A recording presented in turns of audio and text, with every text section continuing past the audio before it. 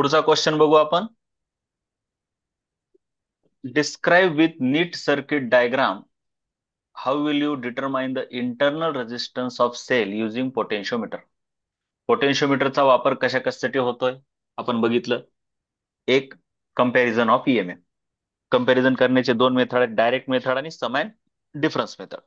आता पोटेन्शियोमीटरचा दुसरा वापर आहे to find internal resistance of cell. Potentiometer वायरचा दुसरा वापर काय आहे सांगा जरा.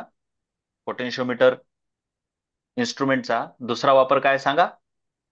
Come and find internal resistance. To find internal resistance of the cell. आपण बघितलं की internal resistance of the cell काय असते. We have to derive the necessary formula. 3 मार्काला डेरिव्हेशन म्हटलं की जरा व्यवस्थित. पहिल्यांदा तर हे माहित पाहिजे की for a cell of EMF E internal resistance r connected to an external resistance R, terminal potential difference V is given by. आता हे जरा नीट समजून घ्या. हे डायरेक्ट फॉर्म्युला आहे, हे कुठून आला ह्याचा काही ताण घेऊ नका तुम्ही. हे डायरेक्ट माहित असू द्या.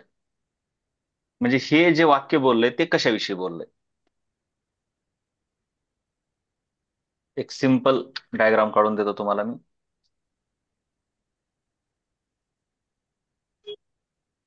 हे इथे येणार डायग्राम. हे कशाविषयी बोललंय.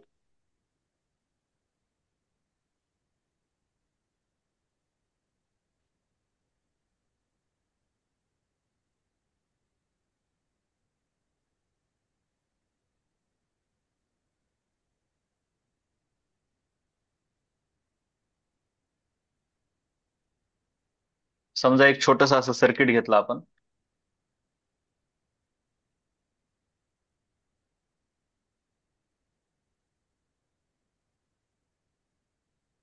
हिचं ईएमएफ ई आहे, इंटरनल रेजिस्टन्स आर आहे. ही झाली तुमची सेल. ही झाली तुमची इथून एवढी पूर्ण सेल.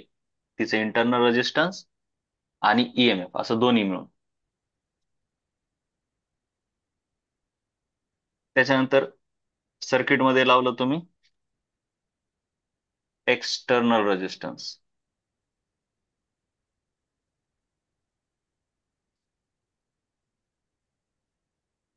Capital R. हिचं ईएमएफ ई आहे आणि हिचे जे एंड पॉइंट आहेत ए आणि बी, ह्यांच्या अक्रॉसचं पोटेन्शियल डिफरन्स आहे व्ही. टर्मिनल पोटेन्शियल डिफरन्स म्हणतात त्याला, टर्मिनल पोटेन्शियल डिफरन्स. सेलची ताकद आहे ई, परंतु तिच्या इंटरनल रेजिस्टन्समुळे ती ताकद थोडी कमी होते आणि ती व्ही बनते. दोघातला फरक समजा, ई आणि व्ही मधला. ई आणि व्ही मधला फरक समजा. ई आणि व्ही मधला. ई ही सेलची प्युअर ताकद आहे, पण तिच्या रेजिस्टन्समुळे थोडीशी ताकद कमी होते, तिला व्ही म्हणतात. म्हणजे जसं की सेलची ईएमएफ असते 10 व्होल्ट, पण आपल्याला तिच्यामधून बाहेर ताकद भेटते फक्त काहीतरी 9 व्होल्टची. म्हणजे 1 व्होल्ट तिच्या इंटरनल रेजिस्टन्स मध्ये कन्झ्युम होते. एवढं कळलं का बघा. एवढं कळलं का बघा. Hmm. Capital E, V, small R, capital R, हे सर्व कळलं का सांगा मला. हो. तर अतिशय सिंपल किर्चॉफ्स लॉने आपल्याला हे प्रूव्ह करता येत आहे की V is equal to E R by R plus R. एकदम सिंपल. हे डबल आलं, ह्याची काही गरज नाही. V is equal to V म्हणजे कळलं का. व्ही आणि कॅपिटल ई मधला फरक कळला का. व्ही आणि कॅपिटल ई मधला फरक कळला. हम्म. हे हे मध्ये जे लिहिले ते चुकले, जरा हे लिहायची गरज नाही. हे आहे व्ही आणि कॅपिटल ई मधलं रिलेशन. आणि जर समजा हे कॅपिटल आर म्हणजे काय, इंटरनल रेजिस्टन्स का एक्सटर्नल. External resistance. X. खूपच मोठा असेल. If capital R is very very bigger than small R. हे टेन्स टू इन्फिनिटी नाही पाहिजे. Is very very greater than small R. तर काय होतंय मग, डिनॉमिनेटर मध्ये फक्त कॅपिटल आर राहतंय, कारण स्मॉल आर छोटा असल्यामुळे निग्लेक्ट होते आणि आर आर कॅन्सल होऊन व्ही इक्वल टू ई येते. व्ही इक्वल टू ई केव्हा येते, जर बाहेरचं रेजिस्टन्स मधल्या रेजिस्टन्स पेक्षा खूप मोठा असेल तर. कळलं खूप का हे मोठा पण. असेल. हो.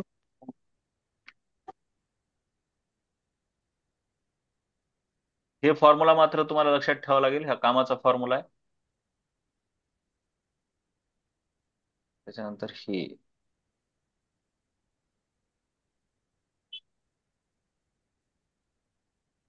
हं. हे फॉर्म्युला ह्या वरच्या सेलला लागू व्हायला आहे. हो का, हे फॉर्म्युला कळलं. आता पोटेन्शिओमीटर, हे उगं टाइमपास होता, इंट्रोडक्शन होतं उगं, हे 11वीतच झालेला फॉर्म्युला आहे. सोपा आहे, काय बी नाही, लय सोपा आहे. किर्चॉफ्स लॉचा वापर केला की कोणत्याही एका सिंपल सर्किटसाठी तुम्ही हे एकदम इझिली प्रूव्ह करू शकता. Terminal potential difference is equal to E capital R upon R plus small R. हे आपण केलंय ऑलरेडी, हो, हे ऑलरेडी केलंय आपण. चलो, आता हे महत्वाचं आहे आपल्याला. हे उग टाइमपास, वरचा हा जो आहे तो टाइमपास झाला. हे एवढं जे आहे ते उग इनिशियल, हे एवढं इनिशियल सुरुवात. हे आहे सुरू इथून, इथून झालं 12वीचं सुरू. ठीक आहे, आपण ह्यांना इक्वेशन 1 वगैरे नाव देऊ जिथं गरज पडेल तिथं. आता हे बघून घ्या, आपण काय करलो माहिती आहे का ह्या प्रश्नामध्ये, पोटेन्शियोमीटरचा वापर कशासाठी करायलो? टू फाइंड,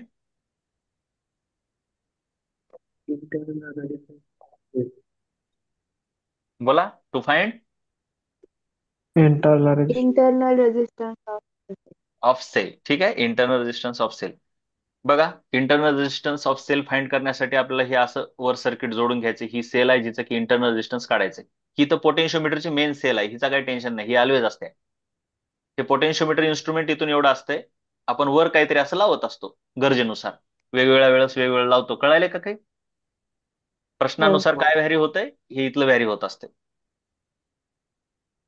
मग त्यांनी काय म्हटलंय बघा, आता ह्याचे आपण वर्किंग समजून घेऊन नीट. हे सोपं सोपं आहे बरं का, एकच डायग्राम बार बार काढायची असते, उगं वाटतंय. आता आपण इथं ही ईएमएफ ई वाली बॅटरी वापरल्या, सॉरी ती नाही, ठीक आहे चलो. The cell whose internal resistance is to be measured is connected through galvanometer and key. हिचं मेजर करायचं ई, ती आपण गॅलॉनमीटरच्या थ्रू अशी कनेक्ट केली, right. Hmm. With key open, आता समजा की ओपन असेल, कोणती की, कोणती की रे बाबा, विथ की के. के कोणती, हो का, ही के. दोन की आहेत, इथं एक की आहे, इथं एक की आहे. ही आहे मेन बॅटरी तुमची पोटेन्शियोमीटर वाली, आणि ही आहे अशी बॅटरी जिचं की ईएमएफ मोजायचंय. कळाले ना? E E hmm. Dash K K dash, E E dash K K dash, E E dash K dash. मग तुम्हाला जिचं मोजायचंय ती की ओपन ठेवा. ती की ओपन ठेवल्याच्या नंतर काय होतं, हे सर्किट बंद पडतं.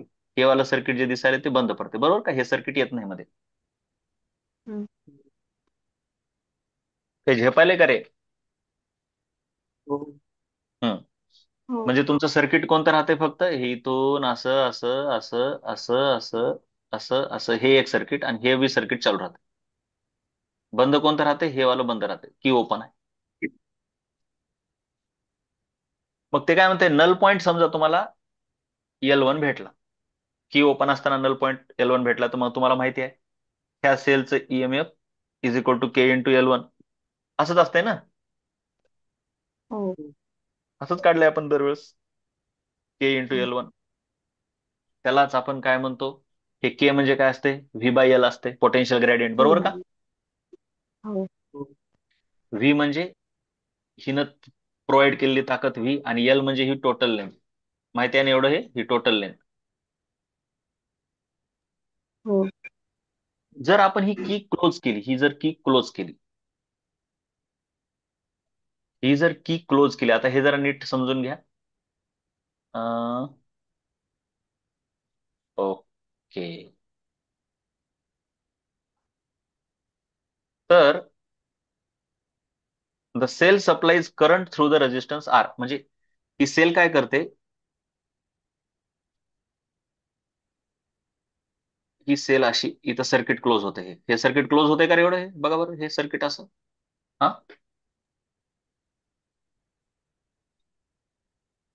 होते का? हा. ही जर की क्लोज केली, बघा ना काय म्हणते ते, के की क्लोज केली, तर हिचा करंट असा ह्याच्यातून वाहतो, बरोबर का? बरोबर का? हम्म. आणि नवीन नल पॉईंट समजा इथं L2 आला काहीतरी, तर तुम्ही काय लिहू शकता? तुम्ही काय लिहू शकता? आता जरा नीट समजून घ्यावं लागेल आपल्याला हे.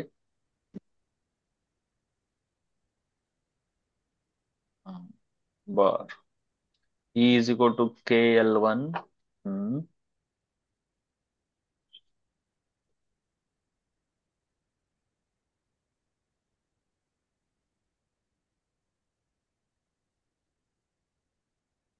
हा, आपण काय करत असतो जरा नीट समजून घ्या. पोटेन्शिओमीटर वायर मध्ये किंवा पोटेन्शिओमीटर एक्सपेरिमेंट मध्ये जे हे वरून लावलंय है ना, तुमचं मेन तर हे असं वायर आहे काय,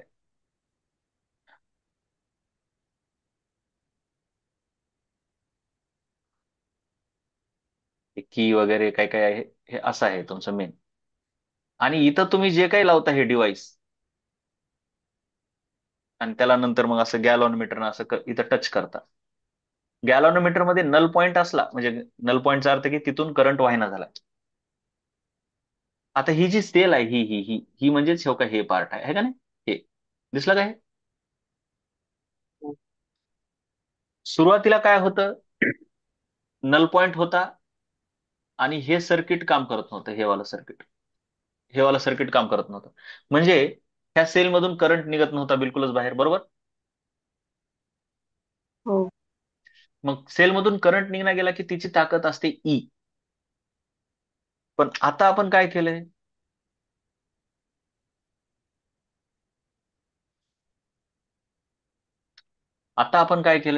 हे बंद केलं. हे बंद केलं म्हणजे हिच्यामधून इथून असा करंट व्हायला, इकडे जायला झालाय करंट बरं का, कारण गॅलॉन मीटर तर नल पॉईंटला आहे. ह्या सर्किटमध्ये करंट व्हायलाय का? नाही, पण इथल्या इथं व्हायलाय ना. म्हणजे ही सेल काम करायला, सेल काम करू लागली की तिची ताकद व्ही बनते. आणि सेलमधून करंट येण्या गेला की तिची ताकद ई असते. सेलमधून जर आपण काहीच करंट काढण्यात गेलो, मी म्हणलं ना सेलची दोन प्रकारची ताकद असते. एक ताकद तिने शांत बसल्यावर 10 व्होल्ट, पण तिच्यामधून करंट निघू लागला की तिची ताकद होते 9 व्होल्ट, कारण तिचं ते इंटरनल रेजिस्टन्स थोडंसं खातंय, थोडी ताकद खाते, बरोबर का? हो. मग की ज्यावेळेस ओपन होती, की ओपन होती, त्यावेळेस तिची ताकद किती, सेलची ताकद किती? ई. आणि ओनली ई. के ज्यावेळेस क्लोज होती, त्यावेळेस तिची ताकद किती? व्ही. व्ही. एवढंच लक्षात ठेवा सध्या. हं? आणि हो. त्याच्यानंतर आपल्याला, हे तर काही गरज नाही, उगाच दिलेत बिनकामाच.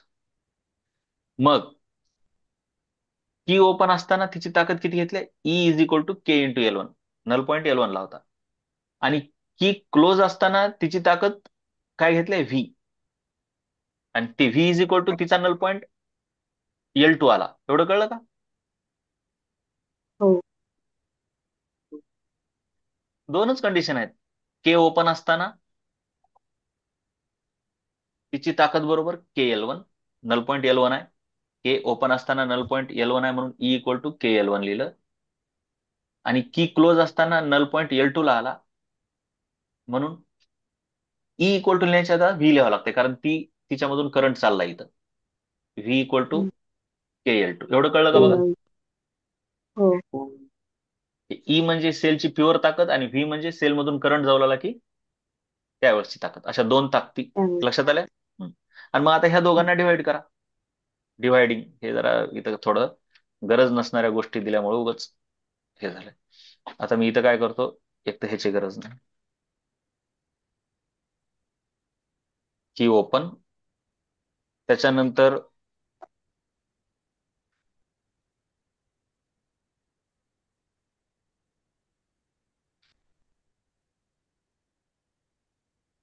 हे दोन, ह्या इक्वेशनला आता डिव्हाइड करायचं. काय करायचं? Divide. Dividing dividing equation equation 1. Equation 2/1. 2/1. आहे ना, ह्याला 2 म्हणा, ह्याला 1 म्हणा.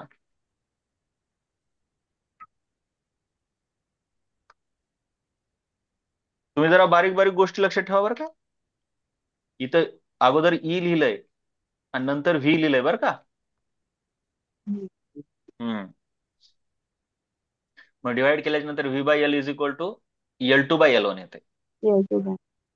हा. परंतु V by E is equal to R upon R plus R असते. हे बघा, हे इथं आपण हे बघा, हे व्ही बाय ई, हे व्ही इज इक्वल टू असं आहे. तर इथं काय लिहू शकतोय मी? काय लिहू शकतो? V by E is equal to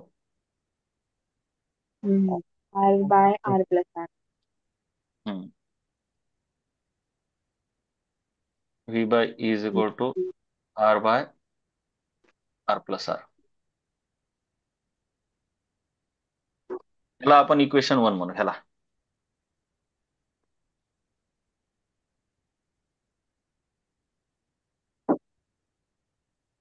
1 म्हणू, ह्याला 2 म्हणू,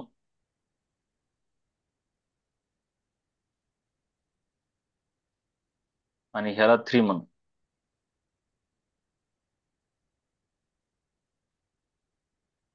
आणि डिवायडिंग 3/2. तुमच्याकडे V by is equal to L2/L1 आलं. आणि त्याच्यातच आपण यूज काय केलं?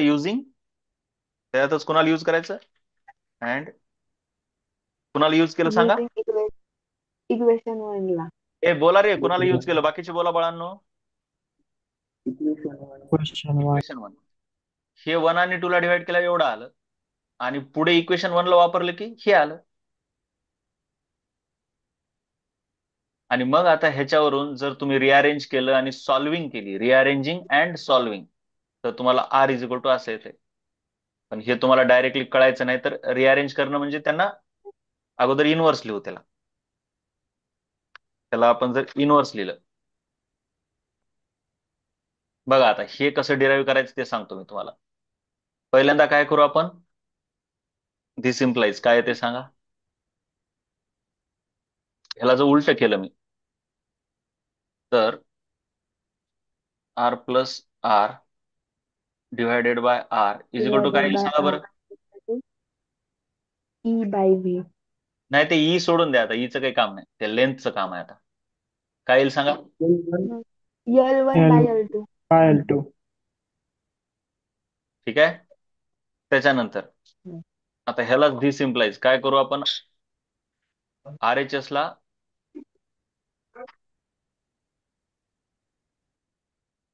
RHS ला आपण RHS ला डिवाइड करू. म्हणजे काय येते? आर बाय आर म्हणजे 1 प्लस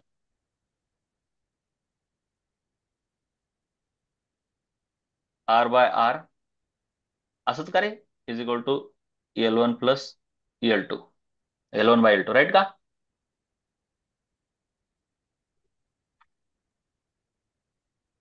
बघा बरं, असं आलं का? हे कळलं का? ए बाळांनो, हे नाही कळलं ना? हे कळलं का रे? हा, आधीच घेतो. कळ R ने डिवाइड केलंय. कळलं का रे? ए बाळा, अभि कळलं का तुला? कळलं. हा. हे कळलं. आता हे 1 तिकडं जाते, हे 1 तिकडं जाते. चला, एकाच लाईन मध्ये ह्याला खतम करू शकतो आपण. 1 जर तिकडे गेलं तर काय येते? R R R by R is equal to L1 by L. -1. L2 minus 1. L1/L2-1.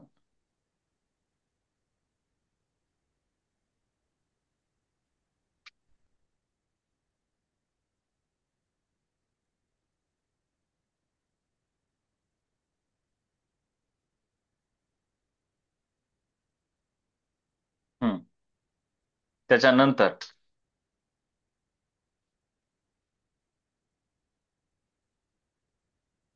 हा, पुढे L1 - L2/L2 येते का? नाही नाही, इकडे काय राहिलं रे? हो. 1 राहिलं का? वन नाही, हे गेलं उडून. नाही, तिकडं काहीच राहत नाही. हा, मग पुन्हा एकदा धी सिम्प्लाइज लिहितो इथं. हा, R by R is equal to L1 minus L2 by L2. upon L2.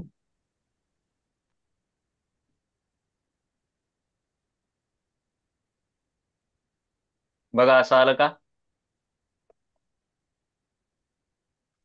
हो.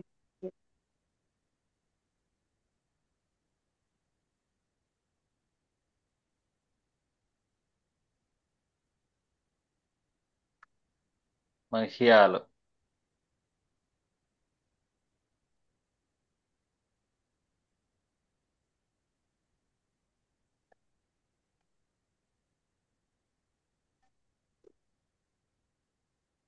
फायनल इक्वेशन आलं का रे? हे कळलं का? Thus the internal हो. resistance R is calculated from the two null points L1 and L2. म्हणजे मेन असते आपल्याला नल पॉईंट काढायचे असतात L1 L2. L1 काय? की ओपन ठेवून आहे. L2 काय? की क्लोज करून आहे. बस दोनच. दोन नल पॉईंट काढत असतो आपण फक्त, आणि ते मग काहीतरी करून रेशो करून फॉर्म्युला. कळाले का? ते उगं वाटतंय भलं मोठं आहे, पण काहीच नाही. जस्ट नल पॉईंट काढायचे, एवढंच आहे. आणि नल पॉईंट म्हणजे काय? गॅलॉनमीटर मधून करंट नाही गेला पाहिजे, एवढं तर कळतंय ना? हो. हम्म. त्याच्यानंतर पुढे काय म्हटलं? State the precautions while using potentiometer किंवा व्हेन युझिंग. 2 मार्काला काय काय प्रिकॉशन पाहिजे? जसं की मीटर ब्रिज मध्ये आपण बघितलं, वायर कसं युनिफॉर्म पाहिजे. मग इथं बघा काय काय पाहिजे बाबा. Potential difference across the potentiometer wire must be greater than the EMF being used. हा, म्हणजे जी मेन ईएमएफ आहे तुमची. प्रिकॉशन्स बघू आपण. हे जे पोटेन्शियल डिफरन्स आहे ए आणि बी मधलं, ते कसं पाहिजे? ग्रेटर दॅन धिस ई पाहिजे. ही जी काय तुम्ही ई वापरायला ते, कारण जे मेन ड्रायव्हिंग फोर्स कोण आहे ते हे आहे ना. मग ह्याची ताकद ह्या बाजूच्या सर्किट पेक्षा जास्त पाहिजे, बरोबर का? हो. फॉर ईएमएफ कंपॅरिझन, आपण ईएमएफ कंपॅरिझन करतो बघा 2 प्रकारे.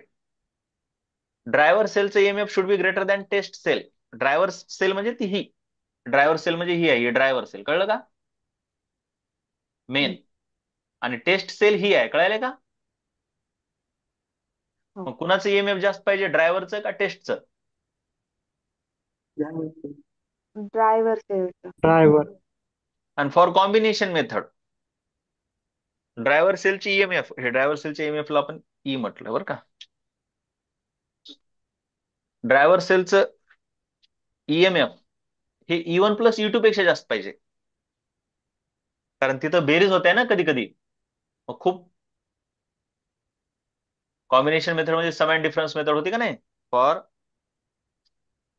सम and difference method, E E म्हणजेच driver cell EMF, driver cell EMF, ज्याला की आपण ई म्हणतो. कधी ई म्हणतो, कधी ई डॅश पण म्हणतो. ते त्या त्या मेथडवर डिपेंड करते. हे पण कळलं का बघा? हो.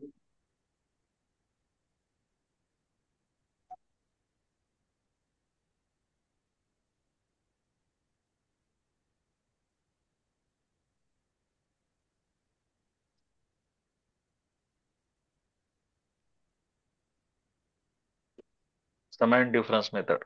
ठीक आहे.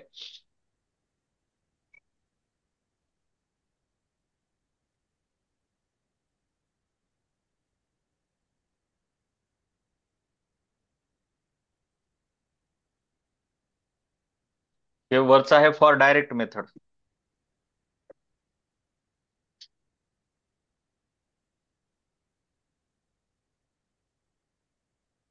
कळायलं का हे? पुढे positive terminal of the cell must be connected to the high potential end of the potentiometer. जेव्हा जेव्हा आपण मेथड वापरायलो तेव्हा तेव्हा काय लक्षात ठेवायचं बघा. जेव्हा जेव्हा आपण ही मेथड वापरतो तेव्हा तेव्हा आपण काय केलंय? तेव्हा तेव्हा काय केलंय? ही जी टेस्ट सेल आहे, टेस्ट सेल, तिचं पॉझिटिव्ह टर्मिनल आपण हाय पोटेन्शियल एंडला जोडलंय का लो पोटेन्शियल एंडला?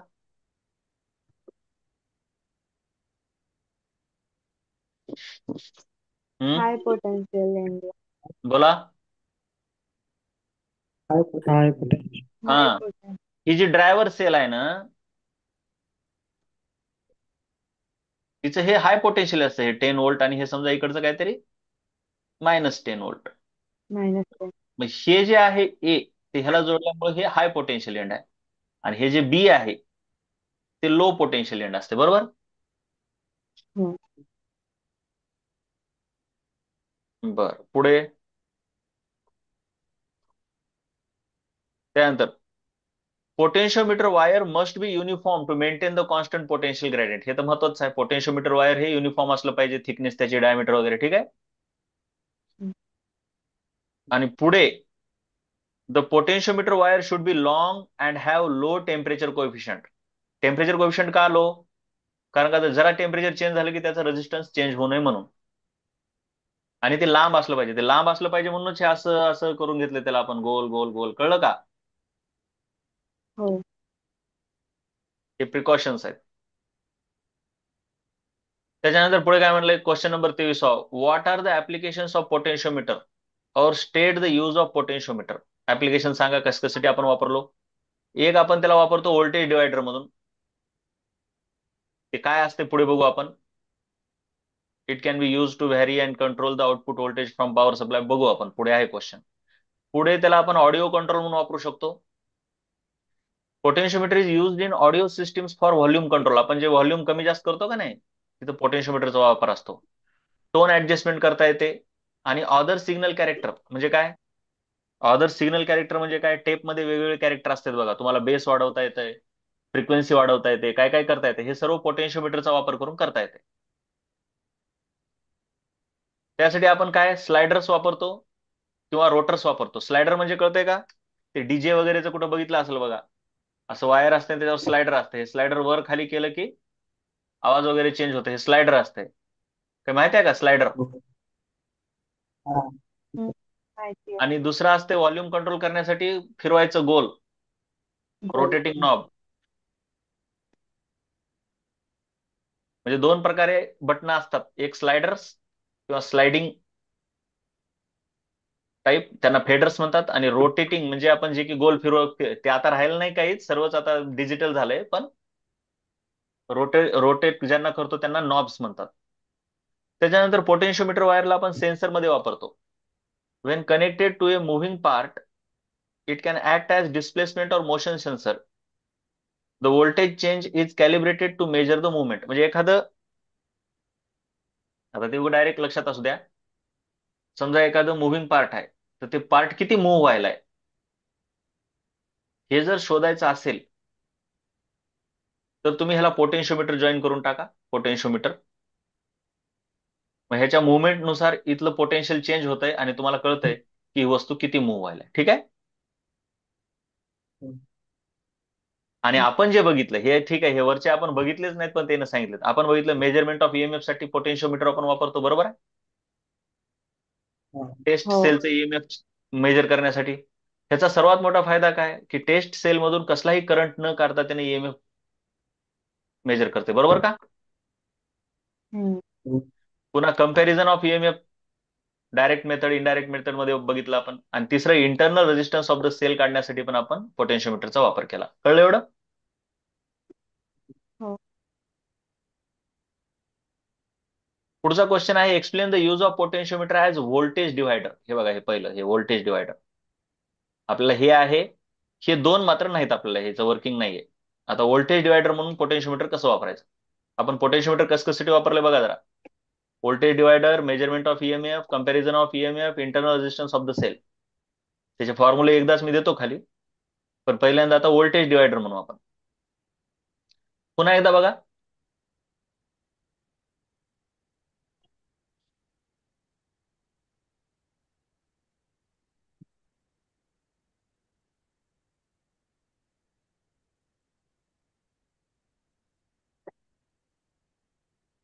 हे बघा, पोटेन्शियोमीटर वायर मध्ये समजा तुम्ही इथं एक असं डिवाइड, पोटेन्शियोमीटर इथून एवढा आहे आणि हे बाजूला लावलेलं सर्किट आहे, एवढं तर कळलं का. हो. जे डिव्हाइस आहे त्या डिव्हाइसच्या भोवती आपल्याला व्होल्टेज किती पाहिजे ते बघायचं. So potentiometer acts as voltage divider by using long uniform wire A B of length L. हे वायर लेंथ कॅपिटल एल आहे.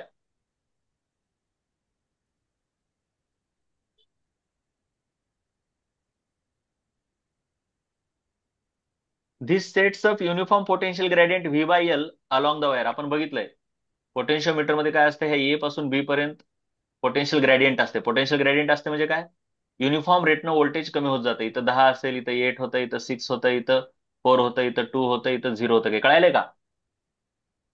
हो. Uniform potential gradient V by L, where V is ह्या दोघांमधला पोटेन्शियल डिफरन्स आहे इथून एवढं, आणि length म्हणजे ती लेंथ आहे व्ही बाय एल. कळलं? हम्म. आणि आपण हे बघितलंय कुठल्याही दोन पॉइंट मध्ये, म्हणजे आता व्होल्टेज डिवायडर म्हणजे काय, की मला कोणतंही डिव्हाइस घ्यायचं एक, आणि त्या डिव्हाइसच्या अक्रॉस मला पाहिजे तेवढं पोटेन्शियल डिफरन्स लावायचंय. मी जर ह्या डिव्हाइसला इथून इथं कनेक्ट केलं तर मला बघा मी इथं लिहितो, इथं 10, 8, 6, 4, 2, 0 असं. दोन. जर हम्म. इथून इथं लावलं तर मला व्होल्टेज कितीचं, पोटेन्शियल डिफरन्स कितीचं भेटलं, 6चं. तेच जर मी सहा. ह्या डिव्हाइसला इथून असं कनेक्ट केलं तर मला पोटेन्शियल डिफरन्स कितीचं भेटलं, 4चं. जर त्याला मी असं कनेक्ट केलं तर पोटेन्शियल डिफरन्स 2चं. म्हणजे मला जेवढं दोन. पाहिजे तेवढं पोटेन्शियल डिफरन्स ह्या डिव्हाइसच्या अक्रॉस लावता येते. ते डिपेंड करते की मी किती लेंथ घ्यायलो, बरोबर काही. हम्म.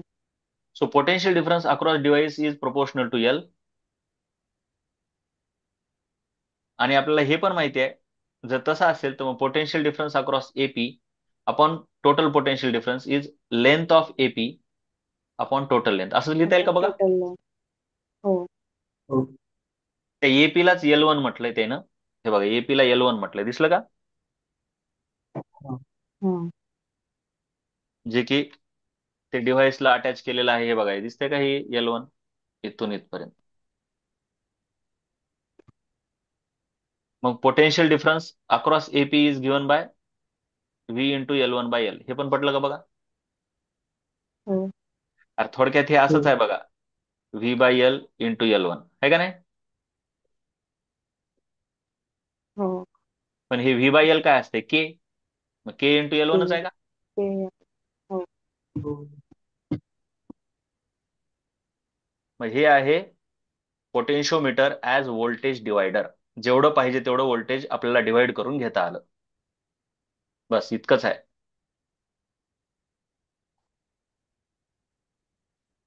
चला पुढे काय म्हणतंय. अभि आहेस ना. आहे. हम्म.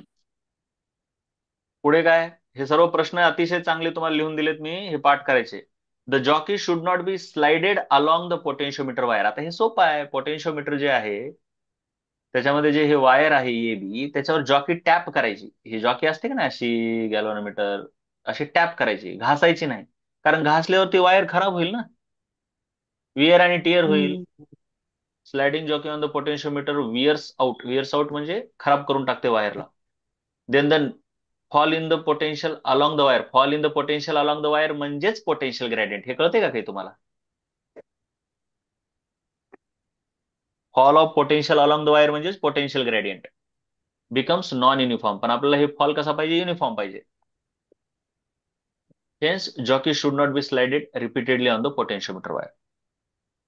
पुढे काय म्हणतंय, why is potentiometer preferred over voltmeter for measuring EMF. हे लय महत्वाचं आहे, मी सांगितलं होतं. पोटेन्शियोमीटर मध्ये ज्यावेळेस तुम्ही ईएमएफ मेजर करता त्यावेळेस ज्या सेलचा आपण मेजर करायलो तिच्यामधून काही करंट ड्रॉ केला जातो का.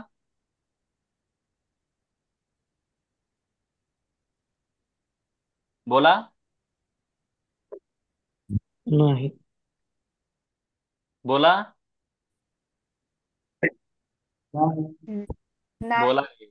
नाही. तेच लय महत्वाचं आहे. ज्यावेळेस आपण ईएमएफ मेजर करतो, ज्यावेळेस आपण ईएमएफ मेजर करतो, हे असं असं असं, त्यावेळेस इथं आपण ती लावतो, हे बाहेर लावतो सर्किट जिचं मेजर करायचंय, आणि ते इथून काय तर गॅल्व्हनोमीटर असं जोडतो. हे E1 काहीतरी असेल, हिला ई म्हणतो, ही ड्रायव्हिंग सेल असते, ही वेगळी. हिचं ईएमएफ मेजर करताना आपण नल पॉईंट शोधतो. नल पॉईंट शोधतो म्हणजे त्यावेळेस तिथून करंट जात नाही. म्हणजे विदाउट हम्म.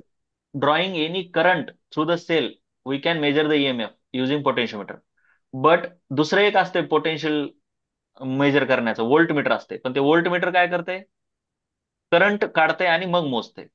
मग व्होल्टमीटर चांगलं का पोटेन्शियोमीटर चांगलं, सांगा. पोटॅशियोमीटर. पोटेन्शियल. ईएमएफ मोजण्यासाठी दोघं आहेत.